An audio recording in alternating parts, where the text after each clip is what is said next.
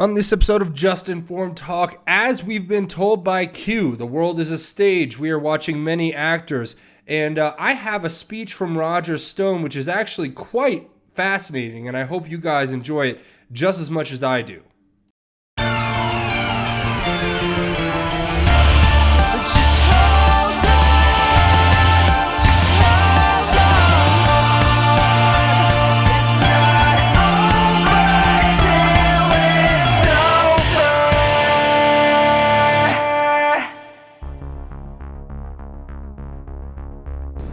Long before the Make America Great Again movement started, one man had the vision and the foresight to see what America needed. And that was President Donald J. Trump. So please join me in welcoming Roger Stone.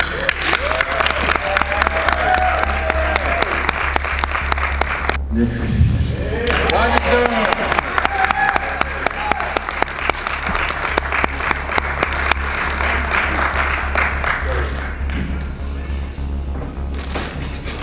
Thank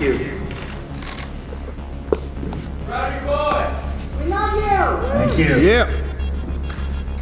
I'm delighted to be with you today. And some of you may have seen that I appeared on ABC with George Stephanopoulos this past Sunday. And I said in that interview something that I have said previously for the last 2 years, many times on the public record. And that is, no matter what happens, I will not bear false witness against this president. I will not make up stories and lies in the effort to remove him. The next day, I was proud to see a tweet from the President of the United States who lauded me for my guts. Now, some in the mainstream media went immediately to a host of all liberal legal analysts who said that the president's tweet could constitute witness tampering. Absurd on the basis of the fact that I have said the exact same thing on the record on numerous forums for the last 2 years. In fact, I denied yet again on ABC that I had any advanced knowledge of the source or the content of the WikiLeaks disclosures, be they allegedly hacked emails or allegedly stolen emails. The exact same thing I said on Meet the Press with Chuck Todd almost a year ago, which got virtually no notice.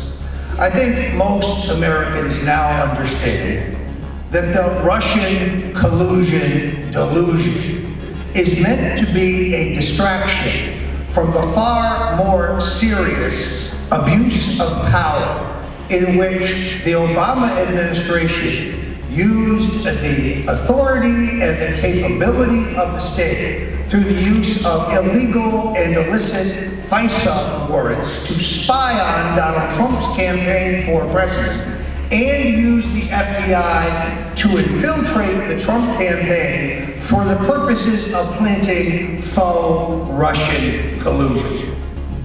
It is also a diversion from the largest treasonous financial scandal in American history. That would be the crime of Uranium One. If people are looking for Russian collusion, then they merely need to look at Bill and Hillary Clinton and their acceptance of $145 million from the Russian energy company, while the transfer of 20% of America's enriched uranium was on Hillary's desk for transfer to the Russians. Now, few Americans, I think, could withstand the kind of legal proctological examination that I have been under for the last 2.5 years. I now know, as the New York Times reported on January 20th, 2017, long before the appointment of Mr. Mueller as the special counsel, that I was among 3 advisors to Donald Trump, the candidate, under surveillance by the previous administration. Probable cause, I asked.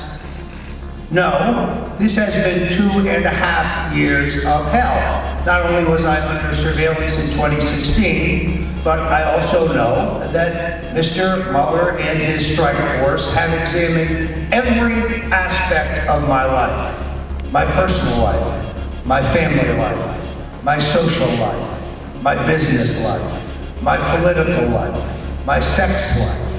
FBI agents have been seen rummaging through my garbage. My cleaning lady was interviewed by the Federal Bureau of Investigation. Yet I ask this question, what does any of that have to do with Russian collusion? Amen. So we're at a point now where I'm sure many of you heard yesterday that I have elected to invoke my Fifth Amendment rights when it comes to the witch hunts being conducted by the Senate Intelligence and the Senate Judiciary Committees. Just for the record, I informed through my attorneys both of those committees that I would not be turning over 3 tractor-trailer loads of documents for them to root for, and I will not testify unless I am allowed to testify in public so the American people can hear every word. I insist upon this because I do not want to see a replay of my testimony before the House Intelligence Committee. I wanted that testimony to be in public, a right that I was denied. To this day, I am not even entitled to have a copy of the transcript of my testimony. And it is abundantly clear that while this investigation is not about Russian collusion, it's about perjury traps and trumped-up process crimes. Despite the partisan claims of Congressman Adam Schiff, a huckster and con man of the first magnitude, and others of his ilk, my submitted statement and testimony to the House Intelligence Committee was and is entirely accurate. I recently released text messages that absolutely establish that as I informed the committee, a now unemployed radio talk show host, Randy Credico, was my source regarding the significance and the October release of the WikiLeaks information, the existence of which Julian Assange himself had teased on CNN in June of 2016. Claims that I urged third parties to come forward to whom Mr. Credico had confirmed his role somehow constitute witness intimidation are ludicrous.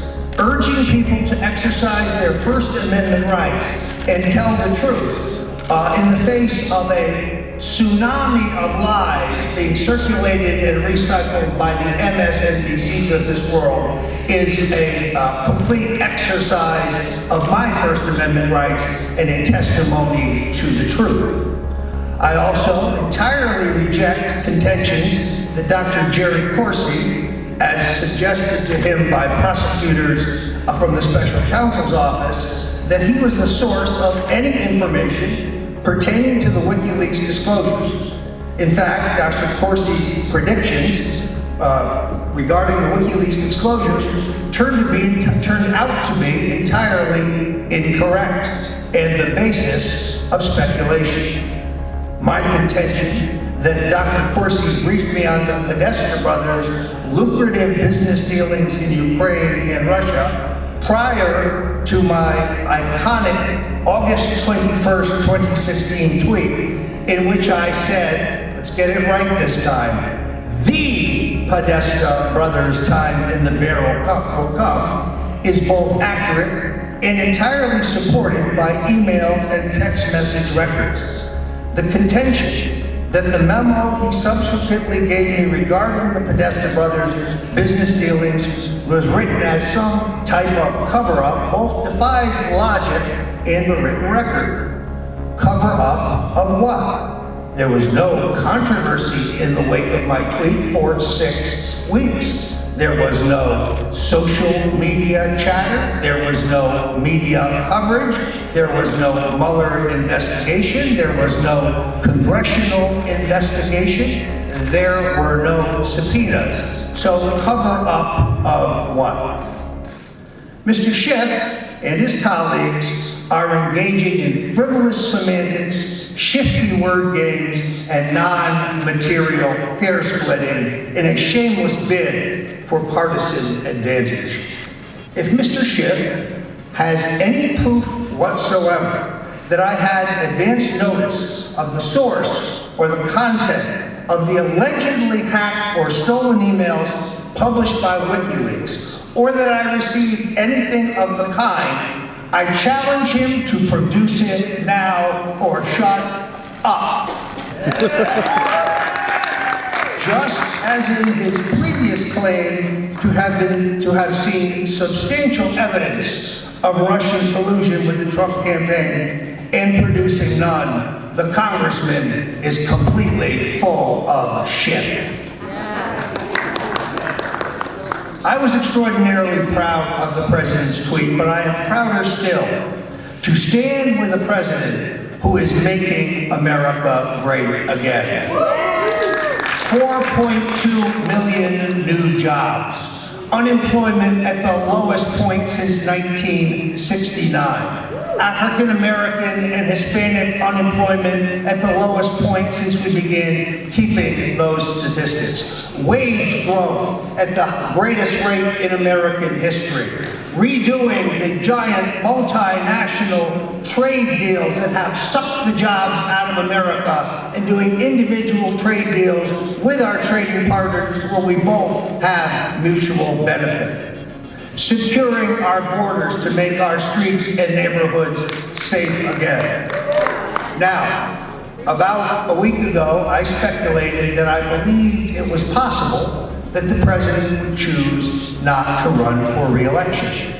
And some in the media said, oh, are you saying that he won't be able to be re-elected? Or are you saying that he's going to be run out of Washington? No, what I am saying is that if the last 2 years are as successful as the previous 2 years, if the president succeeds in continuing to turbocharge our economy, to secure our borders, to revitalize the American dream, to redo the trade agreements, he could walk away from the presidency, going down in history as one of the greatest presidents in our history.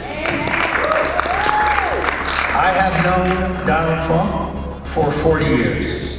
He did not run for president to be someone. He ran for president to do something. I go back to an interview that he gave perhaps 30 years ago with Oprah Winfrey, in which she said, well, what about public office, Donald? Do you think you would ever run for president? And he said, no, I don't think so, unless things get so bad that I have no choice. This is a president whose presidency has cost him $2 billion. Unlike the Clintons and the Obamas, he is not getting rich off being president of the United States. He did not run for president because he wanted a bigger house. He already had a bigger house. He did not run for president because he wanted a bigger plane. He already had a bigger plane.